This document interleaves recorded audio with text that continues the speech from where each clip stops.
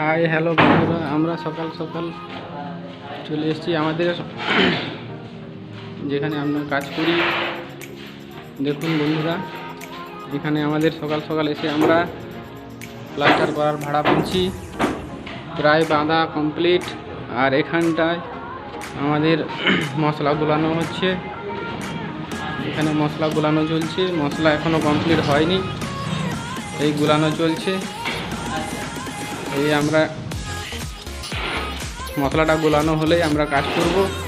আর দেখুন আমাদের যে কাজের যে ফিনিশিংগুলো দেখাচ্ছি, আমরা যে কাজ করেছি, যে কাজের ফিনিশিংগুলো দেখাচ্ছি, আপনারা দেখুন।